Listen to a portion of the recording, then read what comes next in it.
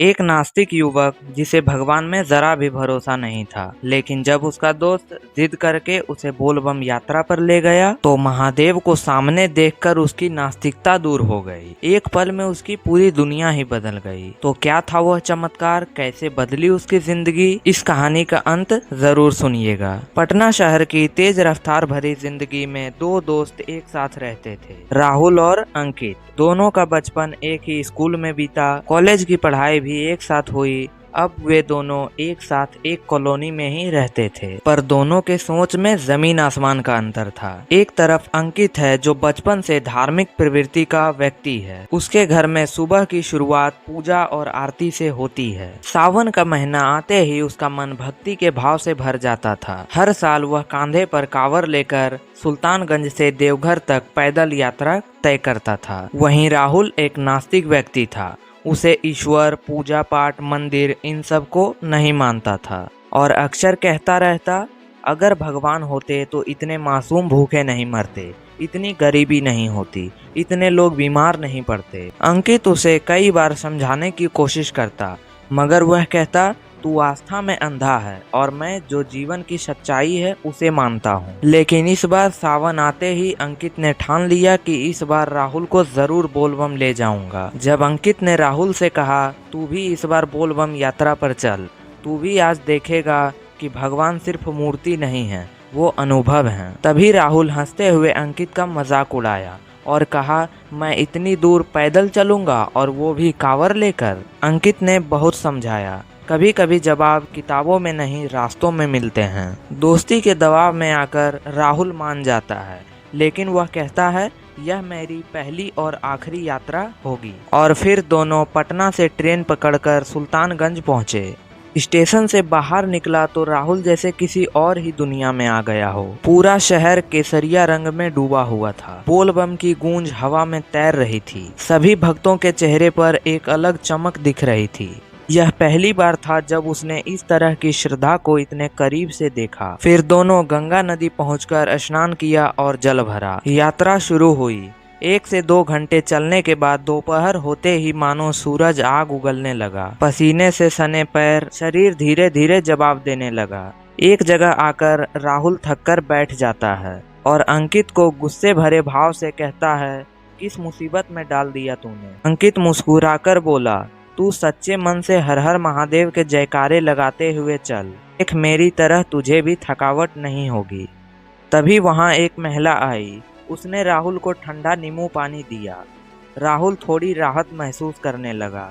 राहुल ने पूछा, तुम्हारा नाम क्या है? वह मुस्कुराई और बोली, पार्वती। राहुल ने जैसे ही नजर हटाई, वह महिला गायब हो चुकी थी। राहुल की रूह कांप गई। इस तरह का दृश्य वह पहली बार देख रहा था। फिर सोचा, क्या वह सपना था? मगर नींबू पानी की ठंडक अब भी गले में महसूस हो रही थी। फिर चलते चलते पहली रात हुई। सभी लोग धर्मशाला में रुके। बाहर बारिश शुरू हो गई। तभी एक वृद्ध व्यक्ति भीगते हुए दिखे, जिसके पास कोई छत नहीं थी। राहुल ने उसे बुलाया और कहा, आप मेरी चादर ले लो और आराम से यहाँ सो जाओ। उस रात राहुल को एक सपना आया। वही वृद्ध व्यक्ति शिव जी के रूप में साक्षात प्रकट हुए। शिव ने कहा, प्रकाश तुम्हारे भीतर है, बस उस पर धूल जम गई है। यात्रा पूरी करो, सब साफ हो जाएगा। राहुल हड़बड़ाकर उठा। वह पसीने से तरबतर था, लेकिन दिल तेजी से धड़क रहा। सभी को सोता हुआ देख वह थोड़ी देर बाद सो गया। दूसरे दिन सभी लोग उसी फुर्ती के साथ यात्रा पर निकले। चलते चलते एक मोड़ पर राहुल फिसल गया। घुटनों में गहरी चोट लग गई। चलना मुश्किल हो गया। तभी वहां एक साधु आया। उसके पास औषधि थी। उसने वह राहुल के घुटने पर लगाया और कहा, सच्ची श्रद्धा के साथ शिव का नाम लो। राहुल ने पहली बार बिना किसी हंसी के दिल से हर हर महादेव कहा। कुछ ही मिनटों में दर्द कम हो गया और दर्द के गायब होते ही वह साधु भी गायब हो गया। दोनों दोस्त हैरान रह गए, मगर उन्हें यह पता नहीं था कि यह महादेव के द्वारा लिया गया एक परीक्षा है। यात्रा का दूसरा दिन भी कठिनाइयों से भरा रहा, पर राहुल अब पहले से अलग महसूस कर रहा था। ना तो वह ज्यादा शिकायत कर रहा था और न ही थकावट की बात कर रहा था। दूसरी रात को सभी धर्मशाला में सो रहे थे। राहुल को नींद नहीं आ रही थी। वह धर्मशाला से बाहर निकलकर एक पेड़ के नीचे बैठ गया। उसके मन में बहुत सारे सवाल उमड़ रहे थे। वह जानना चाह रहा था, वह बूढ़ा व्यक्ति अचानक गायब कैसे हो गया? मेरे सपने में साक्षात शिवजी कैसे आए? वह बूढ़ी औरत नींबू पानी पिलाने के बाद एक पल में कहाँ चली गई? तभी अपने भक्त को चिंतित देखकर महादेव साक्षात प्रकट हुए और यह कोई सपना नहीं, सच्चाई थी। तभी राहुल हड़बड़ा गया और पूछा, आप कौन हैं? तभी महादेव ने कहा, मैं वही हूँ जिसे तू जीवन भर नकारता रहा, मैं शिव हूँ। महादेव ने राहुल के सिर पर हाथ रखा और सिर पर हाथ रखते ही राहुल के आंखों के सामने वह सभी पुरानी बातें दोहराने लगी जिसमें उसने भगवान का अपमान किया हो या भगवान को मानने से इनकार किया हो।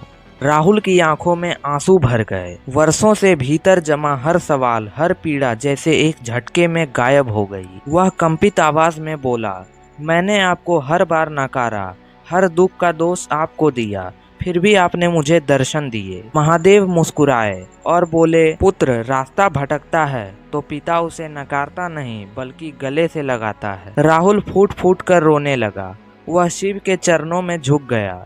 महादेव ने राहुल को आशीर्वाद दिया और धीरे धीरे एक प्रकाश के रूप में बदल गए। अगली सुबह उसकी आंख खुली तो वह अपने आप को धर्मशाला में पाया। उसने तुरंत उठकर बाहर देखा, सब वैसा ही था, पर उसके भीतर सब कुछ बदल चुका था। तुरंत अंकित के पास गया। अंकित, मैंने शिव को देखा, उन्होंने मुझसे बात की।